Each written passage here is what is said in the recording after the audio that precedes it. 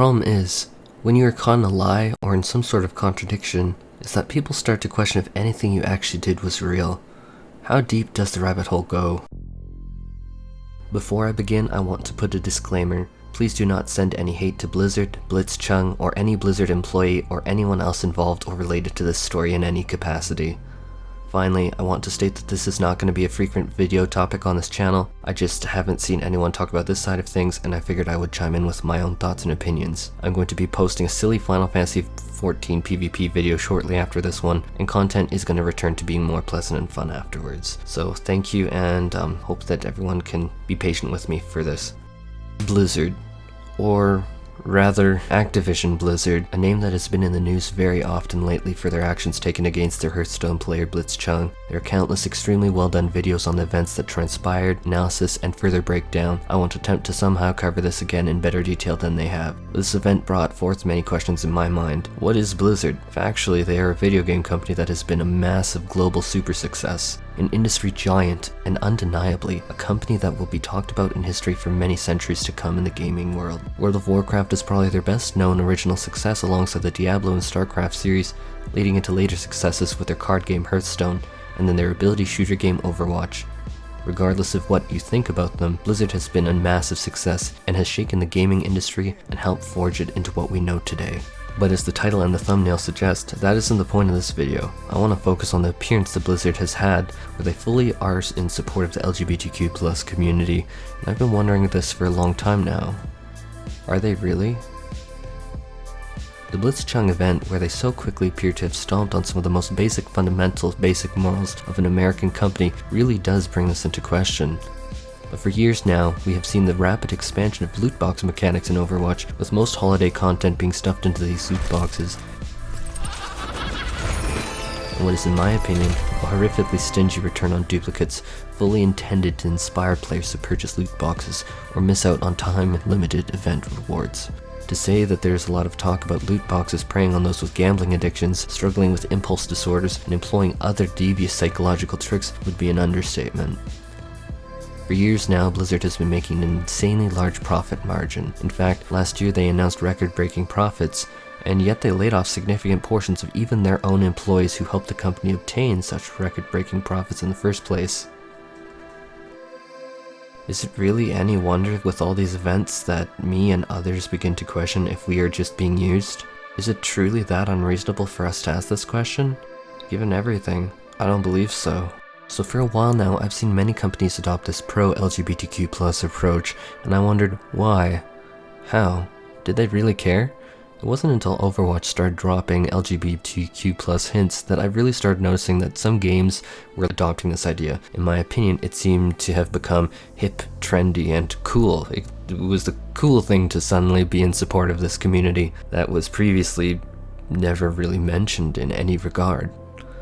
Take Apex Legends, Makoto Gibraltar, and Bloodhound. See, I did play Apex Legends for a bit, and I did play these characters, and to this day I still have utterly no idea in this game how this is a thing in any shape, size, or form. You can even see it in this article, where it says, however, he only began to understand the value of protecting others when he and his boyfriend stole his father's motorcycle, took it on a joyride, and got trapped by a deadly mudslide. Awesome. So buried deep down in a website description that most players will probably never go to, we have a reference to boyfriend in a single sentence. So I'm gonna be the one to ask it, where is this in the game? You know, where most people actually play the game instead of hunt on websites for lore? It feels fake, it feels forced, it feels disingenuous. Why is the presentation of the LGBTQ+ community needing to be buried in a website? And why isn't it prevalent in game? Is it too embarrassing to actually put in your actual game so that you just relegate it to some lore bit in a single sentence? Or what about Flack from Borderlands? We have had a huge debacle of basically how you cannot call Flack he or she. This is of course something that I have no issue with, but this is really raising the question of why does Gearbox, a company that is so entrenched in controversy, may I point you to the nearest Jim Sterling video on the topic, so fascinated with the proper pronouns all of a sudden. Now, this is a step in the right direction, don't get me wrong. if you're trying to get it noticed, it's a really good step in the right direction because it was noticed. Because the response from both the developers and the players alike was remarkably inflammatory, and in my opinion, all sides needed to be cooled down. But this brings up the question again, where in game was Flack's particular gender identity referenced? Okay, I'm waiting. I am waiting. On for the record, just to kind of fill the void in time, I'm a Flack main in Borderlands because Flack's awesome, and I really do love the character, and I do think that the representation is actually a really good thing. But, okay, I'm still waiting. Where was this gender identity actually referenced in game? That's right, nowhere. In fact, I had actual trans friends who played the game that called Flack a he or him because of the voice. Actual trans friends literally would have been banned because they called Flack a he. So I can't think of a single instance where the LGBTQ plus community that was so defended with the forum banning sprees for proper gender representation was actually shown in the final end product consumer spot. Again, was it too embarrassing to put in the actual game? I could continue to produce examples, unfortunately, but given the events, I really want to look at Overwatch in particular. Overwatch is the game that I have played way too much of since its release. I enjoy it since it's the first real shooter I've played since I got bloody Cold Cross in the original Modern Warfare game 10 years ago as a kid. Facts are, Overwatch was released May 24th, 2016 to critical acclaim. It was a huge success. And Overwatch's first gay character reveal was Tracer in the Reflections comic released December 20th, 2016, so over half a year after launch. The Christmas special honestly seemed like really good, and it is actually something that I really did enjoy at the time. It seemed classy, it seemed respectful, it seemed really good. I did actually appreciate it. And this is something very critical to keep in mind though. It was around the holiday season, and the cynic in me that I realized might not be fully justified in this instance in particular feels like it was sent out in an attempt to rally more LGBTQ plus sales, because few things make people feel more special than being shown that they're appreciated and wanted. And likewise, articles online about this exploded, generating an insane amount of positive PR. PR that I do feel is justified in this instance. To a degree. Why to a degree is what you're gonna ask. Remember how I said I can't recall a single instance in Borderlands of Flack's gender being referenced? Or how about in Apex Legends how I didn't realize Gibraltar was gay when actually playing him, and I actually had to find that out from a YouTube video. Yeah, that's where I found out. So where the heck in this game am I meant to know that Tracer's gay?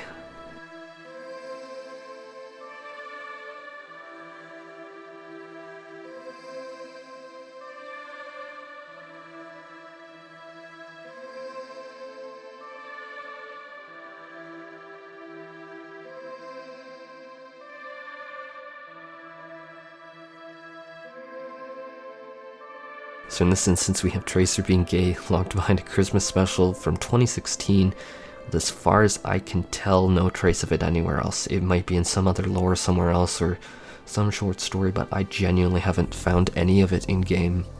What came out as even more odd is when we found out Soldier is gay. I'm not sure on the exact date, but based on articles, I'm led to believe that this short story Bastet was released on January 7th, 2019. I actually couldn't find anything linking directly to this article to a direct date. So remember how Overwatch was released on May 24th, 2016?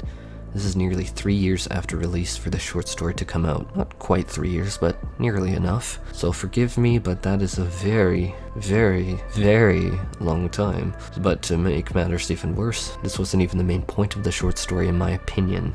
And that's what it is, just my opinion. I mean, it could be the reason, but in my opinion it wasn't. And in my opinion, after reading the Bastet, it just felt like a needless detail tacked onto an otherwise massively unrelated story. But why was it released when it was? Well, if you look at Paul Tassie's full article on Forbes, it's quite illuminating. The title, Overwatch's Fake Female Player L Scandal is the Mess That Keeps On Giving. Well, given the controversy, I don't know if I really want this gift, but okay.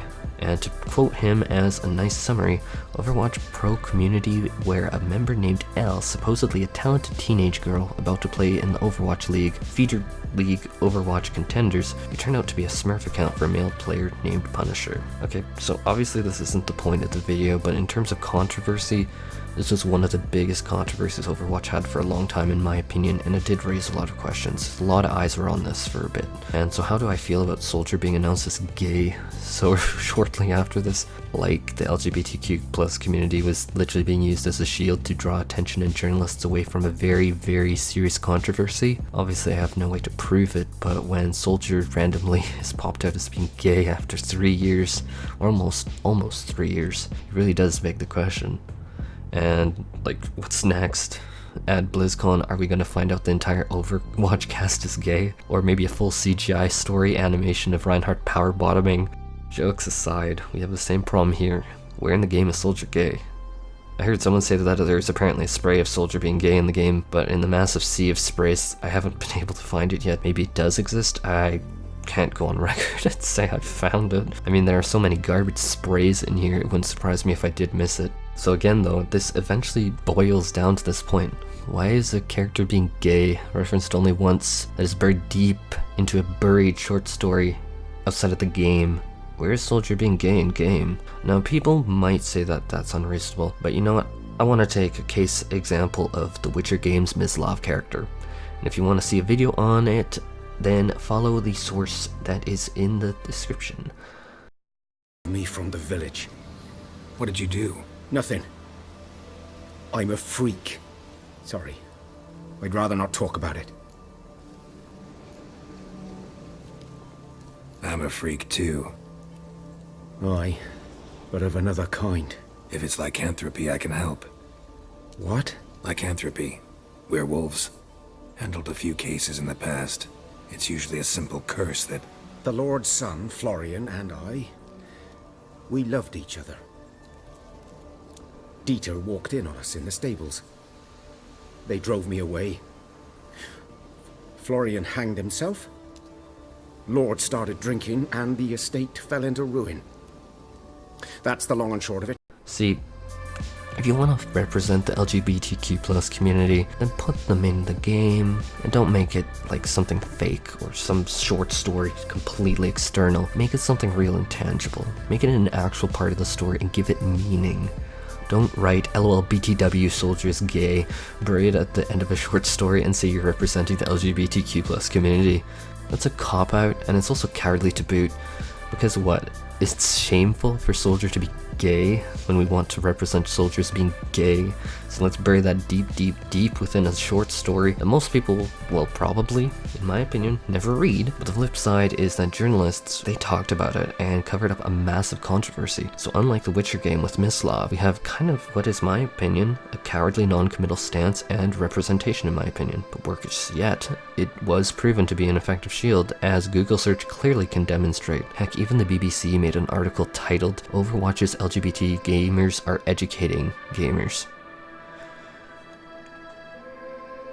So, who's being educated? I mean, do you mean the specific subset of the community that would ever even be aware of this? Because I cannot find it in the actual game myself.